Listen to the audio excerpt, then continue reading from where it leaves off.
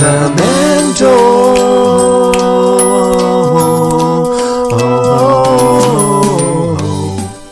Welcome back to The Mentors. This is Vadim and Sergey, and we're back today with another edition of the 5-Minute Pick-Me-Up. And today we're going to talk about why keeping your network is sometimes more important than growing it. And I'll start off with a quick story. About 4 months ago, I was sitting bored and I was thinking, you know what? I haven't really done a good job of checking in with people that I've worked with in the past or somehow have collaborated with in the past, or just friends in general that I haven't talked to in a long time.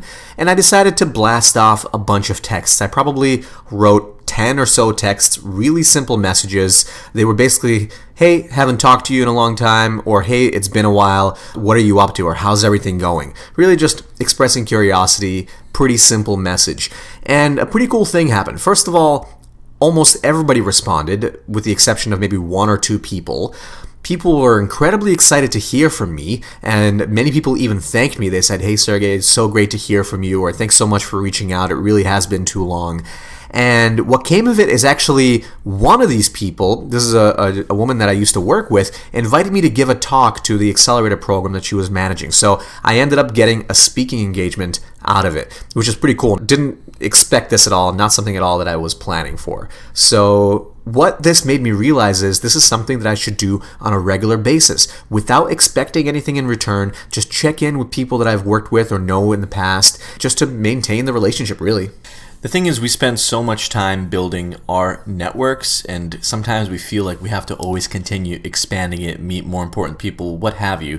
But we forget that sometimes maintaining the relationships that we've worked so hard to get is even more important. And if you're only reaching out to people when you need something, they take notice and they remember, and they're just less likely to respond to you. So doing what Sergey did and reaching out to people just to check in, just to see how they're doing, and really make them feel good because you're thinking about them is a lot more important, because relationships are something that need to be cultivated over a long period of time.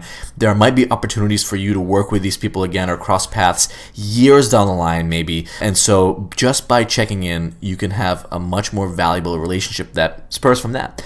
And I'd like to also mention one thing, that this shouldn't feel like work. The minute it starts feeling like work, I think, is when you stop doing it, or you probably won't do it again. So one tip I would say is don't overthink it. I mean, if you're one of those people that really wants to formalize the process, go ahead, be you, do it. But for me, I like to just think of random people that I like, that I just haven't talked to in a long time, and I'm not going to sit there and make lists. I just get on my phone and I blast off a bunch of text messages. If I'm not that close to them, maybe I'll send LinkedIn messages or emails. But something that's really easy, where I'm not sitting there overthinking it too much, because otherwise I might not do it. Now, if you're worried about, is this person close to me? Oh, but I haven't talked to them in a long time. I only really knew them professionally. I only really met them once at a networking event. Versus, oh, this is a close friend, but I kind of came out of touch with them or fell out of touch, and it kind of feels awkward now. You're already overthinking it. The thing is, just by checking in and asking how someone's doing, or if there's anything new in their life, you have really nothing to lose, right? If they don't respond to you, that's fine. No skin off your back. You were going to re-engage with them anyways if you didn't try in the first place.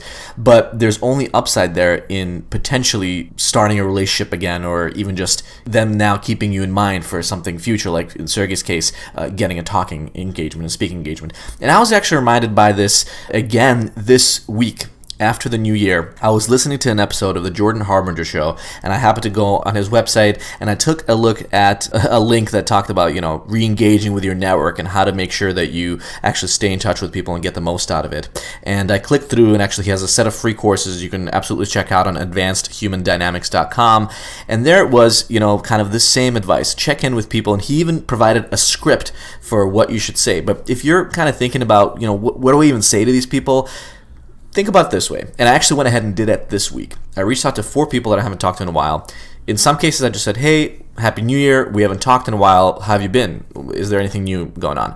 In other cases, I went on their LinkedIn and I checked out what they've been up to, and I congratulated them on something that may have been relevant, and I re-engaged. And out of 4 people that I re-engaged with, I think maybe it was 4 or 5, more than half responded right away. Another person responded the next day. I have now meetings with 2 of these people next week, and it's just to catch up, these meetings, but these are valuable people I've been following them for a long time. They've been following what I'm doing, and it's just an opportunity now for us to kind of re-engage, see what we're up to. Maybe we'll do something together. Maybe not. It doesn't really matter. It's just people that I value, and they value me enough to actually sit down, spend the time to meet and rekindle our relationship.